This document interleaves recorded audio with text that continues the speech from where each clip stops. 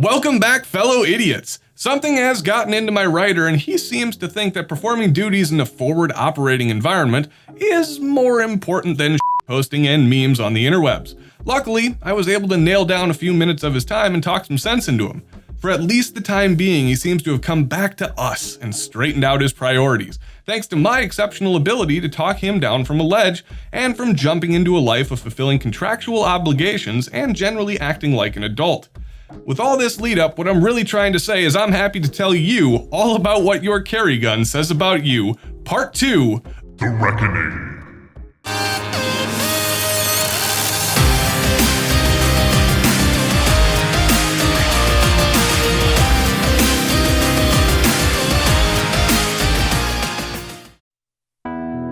Now, before we jump into it, we need to remind you that due to the current high demand and irrational hoarding, thousands of firearms are currently starving across this once great country.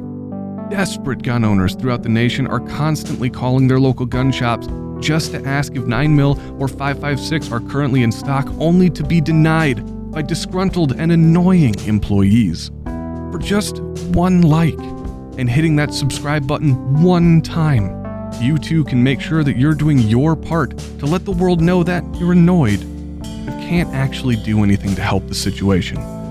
Thanks, Tundra Nation. If you carry the VP9 SK, then you have serious mental problems. Sure, your carry gun is smooth shooting and reliable. It's even chambered in the correct caliber. Good job. But your controls are all over the damn place. You're the kind of animal that can't leave well enough alone. Ergonomics were perfected shortly after they were invented in the 1990s, which by no coincidence was also right around the same time that Zubaz became the best pants ever created. Put your damn magazine release where it belongs before I beat you over the head with an oversized, open-ended adjustable wrench. I bet you're the type of guy who rearranges the buttons on your keyboard for no other reason other than that undiagnosed aneurysm you suffered during the Obama administration. Say it with me, folks. Thanks, Obama. Listen to me, you little shit. Take that mag release off the trigger guard and put it on the pistol grip where it belongs, or so help me, I will pull this car over and then you're really gonna have something to cry about. There is no doubt in my mind that your romantic partners will describe the experience with you that they had as lackluster at best because you spent the entire time arguing with her that the G-spot is somewhere next to the clavicle because, honestly, I don't even know why you'd think that. And now I'm too angry to even think up of anything funny to finish off this joke. You're a douchebag. You're a douchebag. You're a douchebag. Wait a minute, you carry a 1911? Well, I've got news for you. World War II called and they said that gun was never meant to be used for EDC.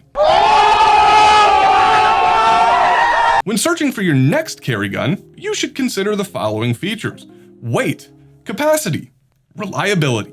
The 1911 is heavy, it's got capacity, and jams more than the Dave Matthews Band. You literally ticked every box for the worst carry gun ever, other than the fact that it's not a revolver. You're the type of guy that does things wrong on purpose, just to prove a point. You don't know what that point is, but you're determined to prove it. I actually do know what that point is, and I'll let you in on a little sacred knowledge if you're willing to lean in, come close, and promise not to tell anybody. Come on. You're a moron! I don't know how else to say it without getting demonetized, even though this video probably is going to get demonetized anyways. You put the water in the carafe before adding coffee grounds. You put ketchup on your steak. You put your shoes on before your pants. You brush your teeth and then drink orange juice. And you also wear white New Balance shoes because you're old. But nobody likes you. For those of you who have made the decision to carry the Beretta PX4 Storm, I'm sorry about whatever happened to your face. Congratulations on choosing the ugliest gun ever created to carry with you everywhere. That's not even subjective, it's simply a matter of research and confirmed fact. This leads us to believe that due to your consideration of an ugly carry gun, you were kicked out of heaven and hit every branch on the ugly tree during your descent. Then somebody came up to your barely breathing body and used your face like a block of cheese against a cheese grater on Taco Tuesday. This is not okay. Eyes front and ears up, you ugly son of a b****. Your gun is not only a physical abomination, but it was also endorsed by the Yankee Marshal, proving my point. And if you think you can trust anything that comes from that dude's forked tongue, well then I'm officially endorsing whatever presidential candidate comes out with a plan to put you in some sort of re-education camp first. This gun has single-handedly made me a single-issue voter, and you are the one I have an issue with. Oh, you carry a P365. I bet you carry appendix, don't you? You're proof that Darwin was right. You know how there was that meme where people would take pictures of their guns and just wait and wonder when they were gonna make themselves go off into like packs of innocent bystanders? Well, that joke was really funny before this gun and its bigger brother came along and just started randomly dropping the striker whenever its inanimate self chose. What? It's an inanimate f***ing object. You're an inanimate f***ing object! Every time you put this self-discharging amalgamation of into your pants, you're taking a 50-50 chance of losing your ability to take part in the delivery of bukkake on some video shared to some obscure adults-only website that totally won't steal your credit card information and rack up monthly recurring charges. This means that you will, without a doubt or argument, be on the receiving end of said bukkake, and frankly, you deserve it, for having such little thought about what you stick into the crotchular region of your jeans. Hey you! Yeah, you. I see you over there. The one with the red coat and all the tea. You and your damn Springfield Hellcat can f*** right off a cliff for all I care. I think we should build a zoo for all you Springfield endorsers out there, so those of us who bleed red, white, and blue can see a live example of somebody that hates America from a safe and controlled environment. You know what? I guess they already have a place like that. It's called Chicago. Oh, snap. Also, pro tip, if you do actually bleed red, white, and blue, you should probably get that checked out by a doctor, cause that's not normal.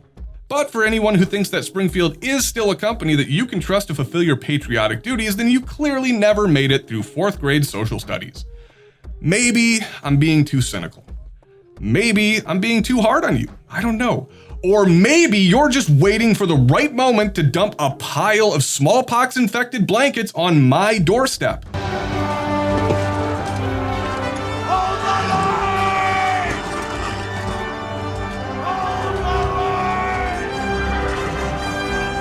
I mean, you know I have a kid, right? So now you hate America and you hate children. My God, you are disgusting. When I started writing this thing, I thought it'd be a bunch of lighthearted banter about how you're buying products from a company that unironically manufactures and sells guns to the commercial market while actively lobbying against gun rights. But now we've uncovered something much, much darker. You heard it here first, folks. Springfield owners, they want to kill all our babies. Everybody panic! Speaking of BuzzFeed-esque headlines, try this one on for size. Completely ignorant man is fooled by yet another gun store employee and thinks the Shield is a good carry gun. This is one of the go-to options for self-defense for people who know almost nothing about guns. And by almost nothing, I mean, yeah, you know that haha gun go pew and everything. But yeah, that's pretty much it. It's not entirely your fault that you weren't taught about firearms during your youth.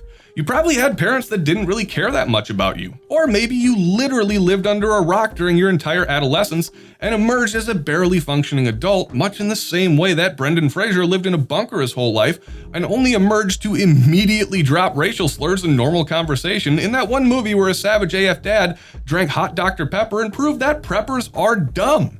Here's the deal. I'm not even mad at you for your stupidity. I'm just disappointed that you decided to trust the marketing team at Smith & Wesson, the same people that brought us the M&P 15 Sport and told us it was just as good to deliver a product that doesn't gargle mayonnaise. You know how everyone claims to have lost all their good guns in a boating accident? You should actually do yourself a favor and give this thing the same treatment as a Viking warrior and let this thing decay at the bottom of a watery grave right next to Jimmy Hoffa before you allow anybody you know to ever find out that you actually owned this abomination. Well, that about does it for today, folks. If you dislike this video, then for once, I completely understand. But if you like the video, make sure to smash that thumbs up button and share it around with your friends. Consider subscribing to the channel and checking out our Patreon page to stay up to date in current and future content. And if you feel like repping some Tundra swag, follow the link in the description below to our new store on Teespring. Thanks for watching, Tundra Nation, and you can now find us on Instagram at Tundra Tactical MN.